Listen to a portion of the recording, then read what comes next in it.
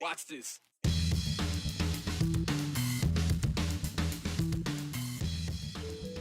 Has the Festival of Lights been dimmed this year? Considering what is happening with the Israel-Hamas war, anti-Semitism has been spiking. But for those who celebrate, they believe it is even more important to come together as a community. And that's what's going on right now at the state capitol. Babe Vote is back in court and making their case to the Idaho Supreme Court. The argument for and against allowing student IDs to vote in the Gem State. In a tradition that dates back to founding father Jebediah Springfield, every May 10th, local residents gather to drive snakes into the center of town and whack them to snake heaven. Apparently, Whacking Day was a thing, and not just in the Simpsons Springfield. Idaho has had a history of hitting wild animals with clubs. I know, it isn't pretty, but it happened, and we're taking you back to one of the last times it did. Most people receive a student ID when they're enrolled in high school or college. Other forms of ID, like a driver's license, they have a couple more extra steps that can become a burden to some young people. Why is it rational to stop student IDs from being accepted at the polls to vote? There's no standard for student ID. A student ID that's made by my kid's high school is going to be different than the student ID made by U of I. They're going to have different standards for what you have to submit to get them. Okay, so we brought you that story 2 months ago, and Idaho Attorney General's office celebrated a win on their part. A district judge ruled youth voting advocate Babe Vote did not have a strong enough argument to take their case to trial. But the organization, well, they continued to say new state laws, 2 of them, by the way, 2 new state voting laws are oppressive and unconstitutional. So they decided to appeal that dismissal all the way to the state Supreme Court. Andrew Bartline continues to follow this story for us today like he did 2 months ago. So the question is, or you can tell us about this, Andrew, state justices heard arguments from both sides today. Yeah, and it's the same rhetoric that Babe Vote and their allies, the League of Women Voters in Idaho, have really been on top of from the beginning. The law revolves around student IDs and voting polls, and then of course voting registration, that process in the first place. So the state of Idaho, or the Idaho State Legislature, I should say, passed both these laws last legislative session. The first is House Bill 124. That law bans student IDs as an improved ID to vote, while the second is House Bill 340. That law requires proof of residency for all forms of voting registration. Now, the state of Idaho says student IDs are not uniformly regulated, and whether there was a registration, and neither was the registration voting process, I should say. There was kind of a loophole there. So if you see like those clipboards when you go out to register to vote, in that registration process, you didn't have to have proof of residency to register to vote.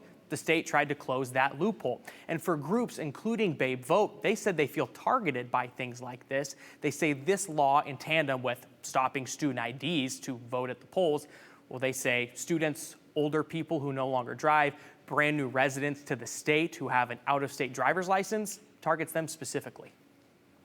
How much can the legislature do? Can the legislature say, we don't like students. We think students voted too much in the last election. We saw the data that student registration spiked in Idaho more than any other state. So we, for no other reason than we don't like students, we don't like who they vote for, we're going to make it harder for students to vote. That's the question before this court. And we submit that that's not acceptable. And I'm just wondering, where's the tripwire? Where do we say it's too far? In 1890, you didn't need a driver's license to vote. Of course, there weren't cars back then. Suddenly, you needed a driver's license to vote. Was that going too far? Are driver's license requirements unconstitutional under your argument because it creates a significant burden on people that don't drive? The state argues in a broad sense, no one is losing their right to vote. The state is providing free IDs as part of this law to say that it is sufficient to cover the concerns of anyone impacted by law changes or these law changes. Now, the Supreme Court justices asked very detailed questions of both sides, Brian.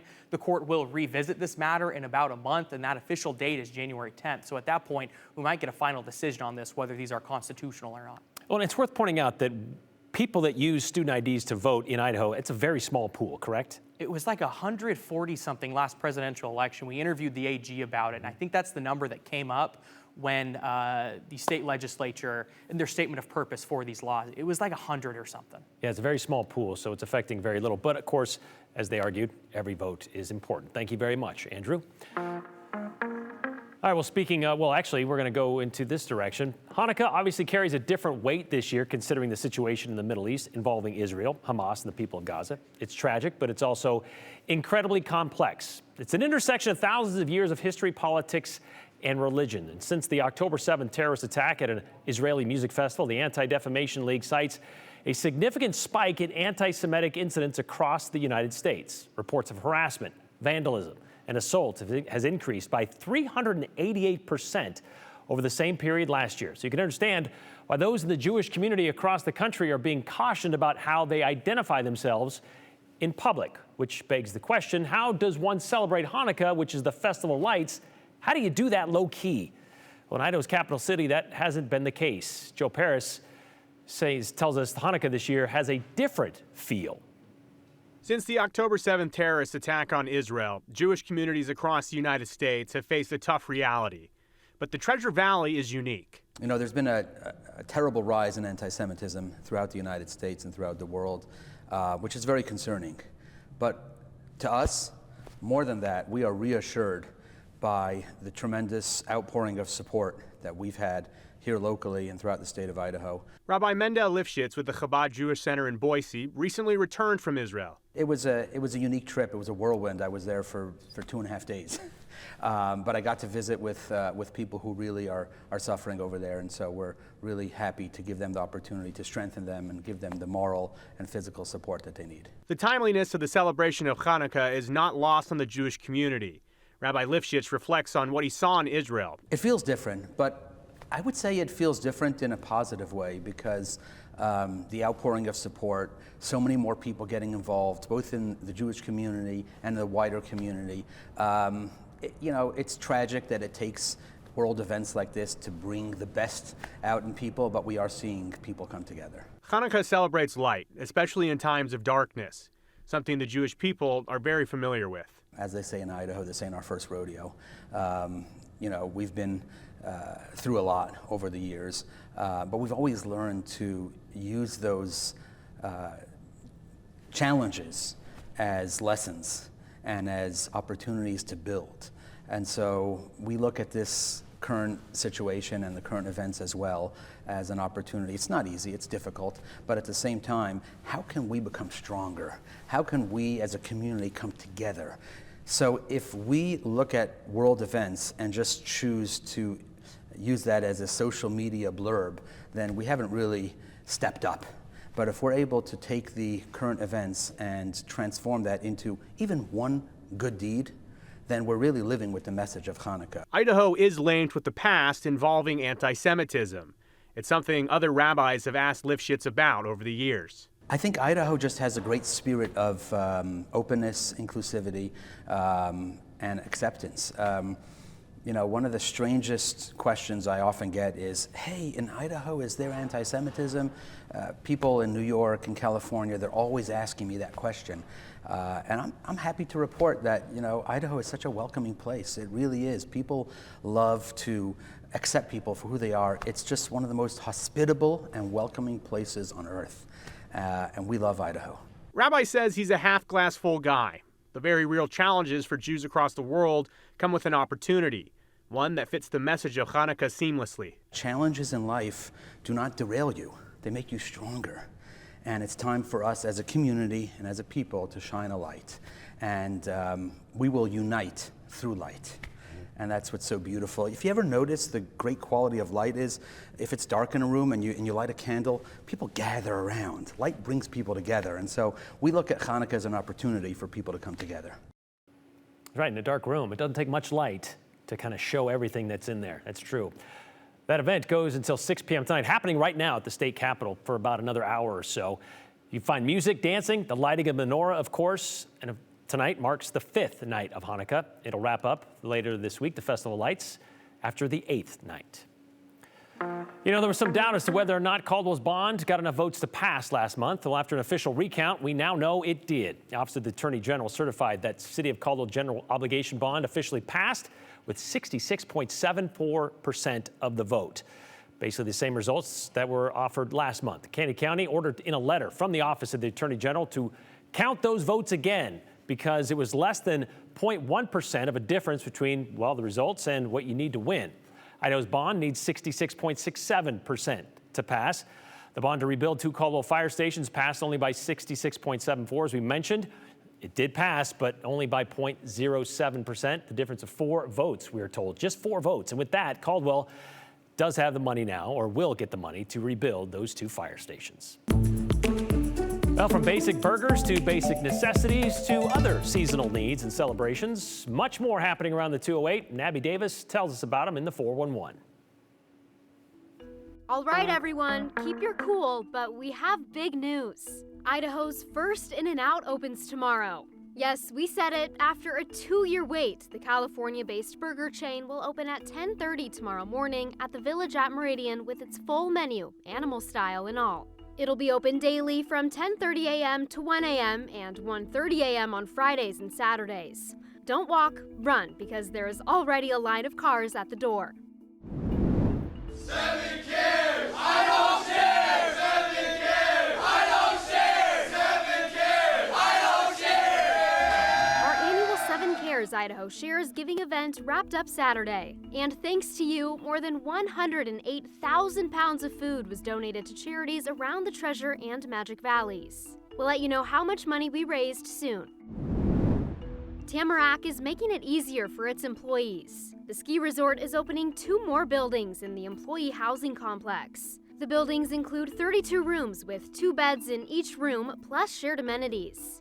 Employee housing starts at $375 a month.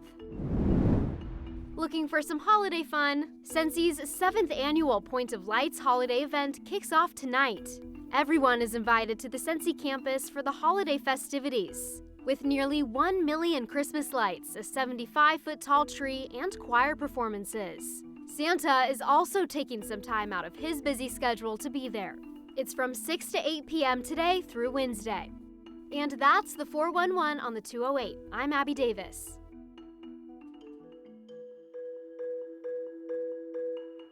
Not all Idaho history is draped in dignity. And today, we're revisiting one chapter that is more gore than glory.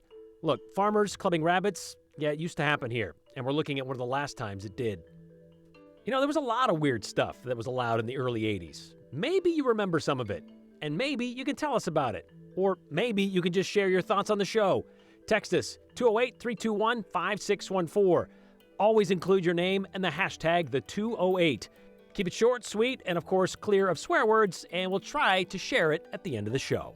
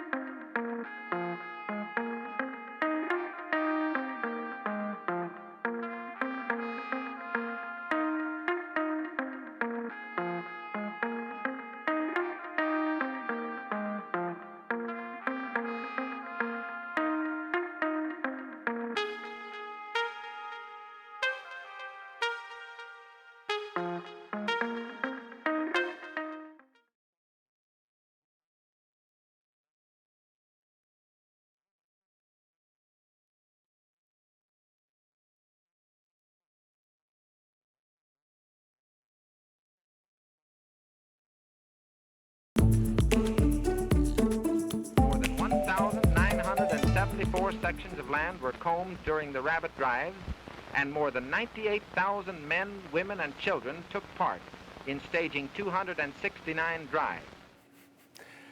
Okay, believe it or not, that was a Dust Bowl staple in western Kansas. Jackrabbit roundups, only they didn't just round them up, if you catch my drift. According to the same footage from that 1934 Kansas Emergency Relief Committee film, 923 rabbits were killed on average per drive.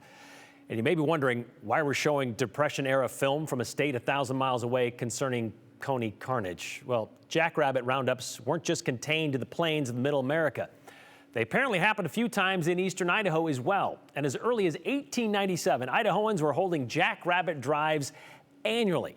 And apparently jackrabbits breed, well, like rabbits, and every 10 years their population peaks. And so to survive, they have to eat, of course. And that usually meant they ate farmers' crops and feed. But one such roundup in 1981 collected a lot more than jackrabbits. Boycotts were threatened, scathing pictures and film were processed and then published, and Idaho got a lot of negative attention back then.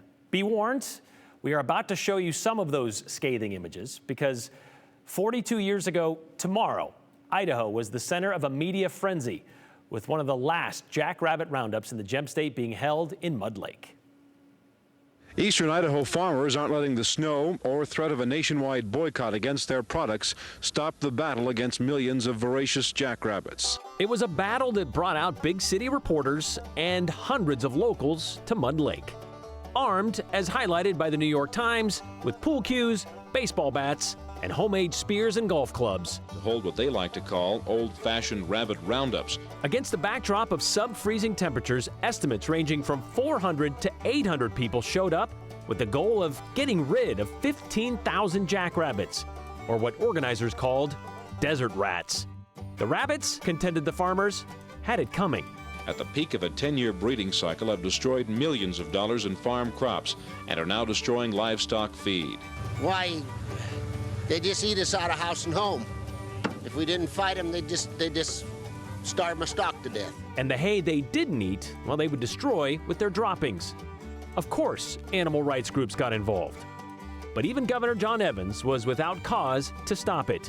Did they consider other ways to waylay the wabbits? Sure, but strychnine was set aside because the idea was to send the meat to Nigeria. And poison? That wouldn't be good. As for shooting them? Yeah, that would be too expensive. And imagine more than 400 people gathered together, firing at moving targets. So going clubbing was the only option. Their plan was to herd the hares into pens and exterminate them according to the 4-H handbook, which might explain seeing kids involved, which shocked many who saw it happen. But as chairman of the Mud Lake Farmers Rabbit Committee, Orvin Twitchell was quoted as saying, he and many others would rather see those kids in that sagebrush than having them in front of a boob tube watching sex movies or drinking beer in Idaho Falls. And that wouldn't be the only drive that season. They're expected to continue through spring, and farmers are hoping to eliminate more than 1 million jackrabbits. Not sure if they ever got to 1 million, but I do know that that meat that was intended for Nigeria never made it. The 2 students, Nigerian students, that were supposed to buy that meat and then ship it to Nigeria, they just up and disappeared. You know, there actually was a lawsuit filed shortly after that roundup based on, of course, grounds of animal cruelty. A Jefferson County judge sided with the farmers, and so did the Idaho Supreme Court. However, they did set up some ground rules. Here's what they said. No kids under 12 can participate, and no one under 16 can enter the kill area. And making a game out of it, like baseball bunny, or bunny baseball is what they called it, that was prohibited. They got rid of that. And any drive must be overseen by the county sheriff to make sure Rule 1 and Rule 2 are followed. So, according to the Idaho Press, there hasn't been a jackrabbit roundup in Mud Lake since.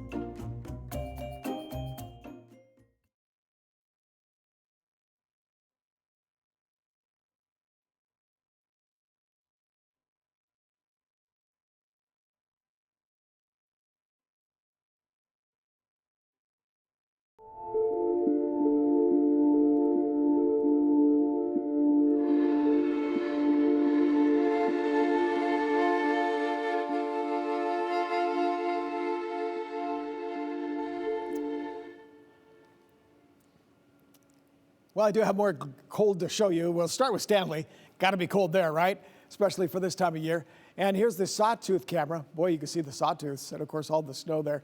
Looking pretty good with snow. Take it just around some mountain locations. Here's Tamarack, which had some fog for this morning, quite a bit of cloud cover. And, of course, they had some snow over the weekend. But if you look down here over the valley locations, yeah, you can see the snow there. And then Sun Valley. Sun Valley has snow, that's for sure. And they did get a little sun this afternoon, I believe, in through here. There it comes. But it's very little. Yeah, they did not receive a whole lot. If you look at the temperature in McCall, it's 33, Stanley 39, 33 degrees, 32 degrees for Haley, sorry. Most of the temperatures are right around 40 degrees. And these are the highs. So Caldwell, Nampa, Ontario, not making 40 degrees for the high temperature, but they were in the upper 30s. So if you look at this 42 for Boise, the average is 39, so we're 3 degrees above average. Can you believe that? With these temperatures. And even the low this morning down to 36. You see the average low is down about 26 degrees. So, you know, here in the next few days, we're going to be looking at temperatures right around that average mark, which is what we had today. And what's happening is very little movement is in the air. So we have another air stagnation advisory. Good color for this. It's in gray. And it's going to take in most of the mountains, as well as Boise, as well as down to Twin Falls. And of course, that's going to hang in there probably until at least Thursday. Could hang in there just a little bit, even a little longer, just due to the fact that we have very little movement in the air. We don't really have any storms to talk about, even as we get into the first part of next week. So if we just look back over the past 2 weeks, just 2 weeks ago, we had temperatures for highs in the 30s. Thought we were stuck there, but we're happy to see that we did get a 61, which was on Tuesday. And then the temperature started to drop from last week. As you can see, the last 4 to 5 days where most of those high temperatures are in the 40s. So for tonight, we've got more gray. This is the cloud cover that you see through here. Showers are to our south. I think we're done with the showers. Not so much for Twin Falls. They'll move through Jerome and Twin Falls here within the next hour or so. You might even see some light snow in some of those locations for tonight. So as we look at this northwest satellite picture, you'll see that basically things are starting to clear out. So that's why we have the air stagnation advisory. This next storm is moving to our north. The ridge of high pressure is pretty much going to take over the northwest. So you see here the 7-day forecast that temperatures will be right around 40 degrees. Now, if we get a little more sun, be a little hazier, but that's going to be into Friday and Saturday. But because we don't have any snow on the ground, it's to our advantage, and that may bring those temperatures up to maybe the mid-40s or so, just to let you know. It's all the same coming up here for the next 7 days. Brian?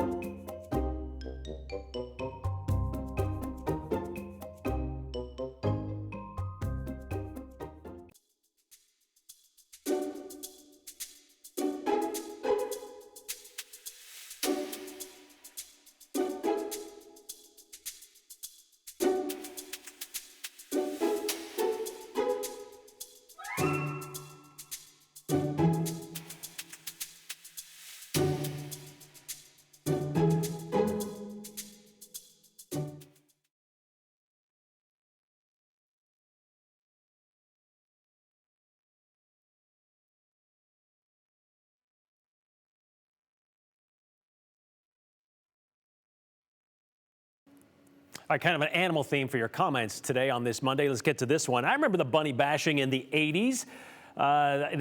They killed most of the coyotes and the wolves, and suddenly they were overrun with rabbits. What did they expect when they killed the natural predators? Well, it kind of peaked every 10 years with these rabbits breeding like they do, and so it was every 10 years. It wasn't annual, but that may have contributed for sure.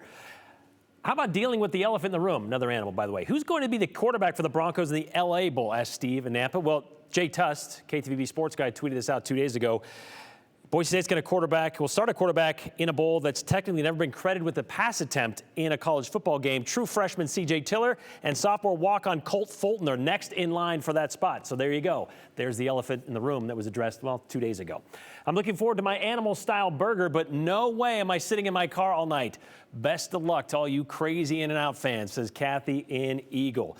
Meanwhile, this one might be, let's see, if it slowly change over. It's so close. Anyway, somebody says they can't imagine waiting in line for a burger that's just, basic. Good luck with that comment. We'll see you tomorrow.